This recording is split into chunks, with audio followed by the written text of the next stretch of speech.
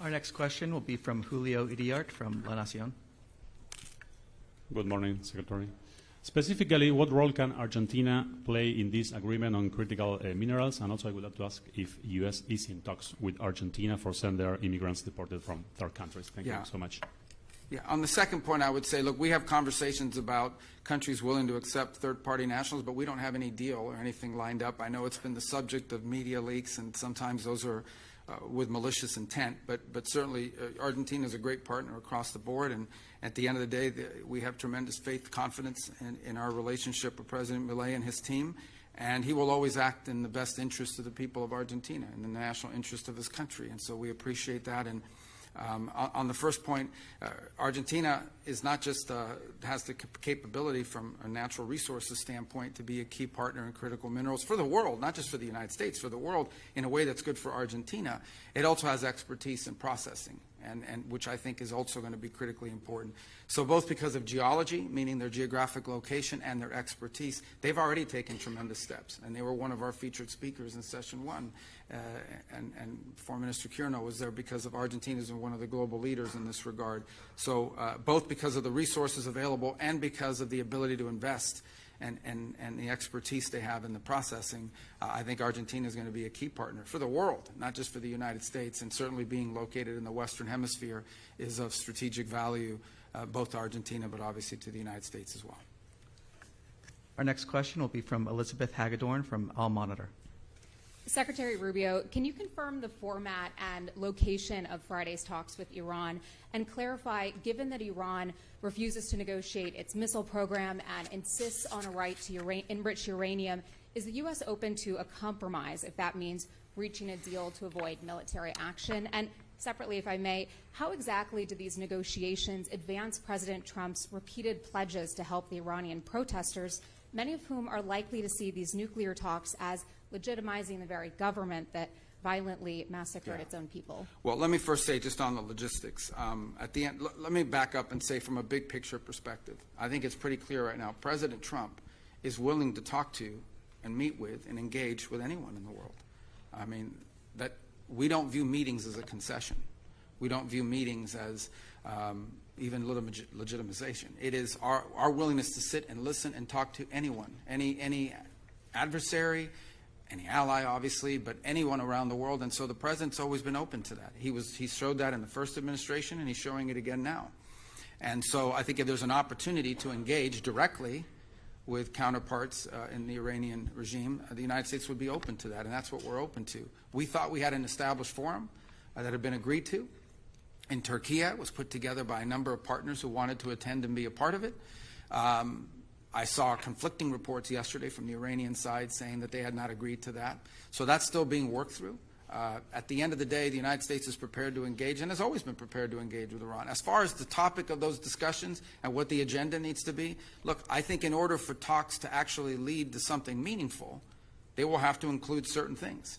And that includes the range of their ballistic missiles. That includes their sponsorship of terrorist organizations across the region. That includes the nuclear program, and that includes the treatment of their own people. The fundamental problem Iran faces and the regime faces right now is that what people are on the streets complaining about, this regime cannot address. They cannot address it because it's economic. Those problems remain. And one of the reasons why the Iranian regime cannot provide the people of Iran the quality of life that they deserve is because they're spending all their money, they're spending all their resources of what is a rich country sponsoring terrorism, sponsoring all these proxy groups around the world, exporting, as they call it, their revolution. But I remind everybody what I've been saying through my entire career in public service. I said it in my hearing when I was asking for confirmation through the Senate. The Iranian people and the Iranian regime are very unalike. In essence, what the Iranian people want, this is a culture with a deep history. These are people that are the leadership of Iran at the clerical level does not reflect the people of Iran. I know of no other country where there's a bigger difference between the people that lead the country and the people who live there. And so our hope resides in that. As far as the president's views on the way protesters were treated, he was very clear about it. And as you saw, part of what the president said publicly prevented mass executions that were being planned and we're on the precipice of. And obviously beyond that, the president retains a number of options to how he responds to that.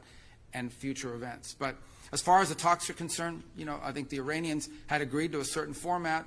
For whatever reason, it's changed in their system or what have you. We'll see if we can get back to the right place. But the United States is prepared to meet with them. I think it was scheduled for Friday. Steve is ready to go. He'll be prepared for that. If the Iranians want to meet, we're ready. They've expressed an interest in meeting and talking. If they change their mind, we're fine with that too. We prefer to meet and talk. I'm not sure you can reach a deal with these guys, but we're going to try to find out. We don't see there's any harm in trying to figure out there's something that can be done. This is a president that always prefers a peaceful outcome to any conflict or any challenge. We have time for one final question. This one from Nahufal and Ari from Maghreb Arab Press. Thank you, Mr. Secretary. Nofan Hari, Morocco's news agency. My question is with regard to African countries, including Morocco, who is participating today. How do you envision their role in this ministerial and in the forum going forward?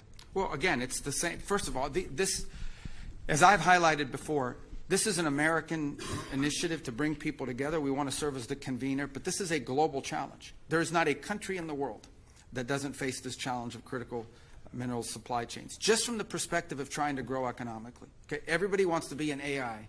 Everybody wants a center. Everyone wants to advance industrially and technologically. Everyone wants to be able to defend their national security.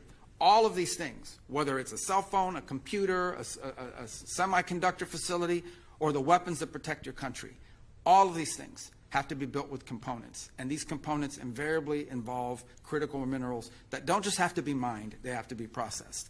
So every country has that interest to have a global supply of critical minerals, not just the raw material, but the processed material that is usable for an industrial capacity.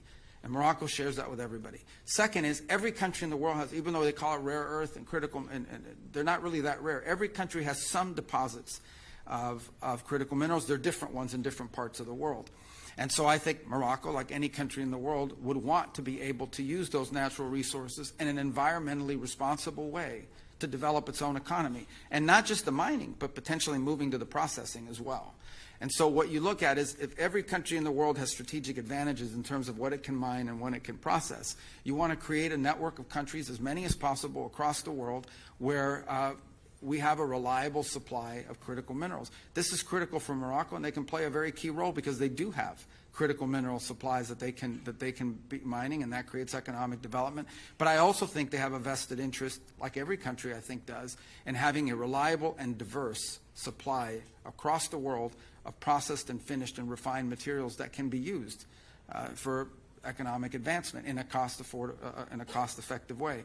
So I think Morocco plays a key role because of the deposits that it has, but also because of its willingness to invest in processing and its cooperation and being willing to be a part of this global initiative, which it will have to be a global initiative. No country in the world has every critical mineral that's valuable, and so it will rely on international cooperation. That right now you have 90-something% of some of these elements controlled by one nation in one place. And that's just not healthy for the global economy, and it's certainly not healthy for security and stability. So Morocco can be a key part of that, and we're very happy they're here today and seated there at the table with us. So, okay. Thank you. This concludes today's press I availability. apologize. I love doing long press conferences. I do a longer one, but we got to use this for the family photo. All right. Thank you, everybody. Thank you. Thank you. Thank you.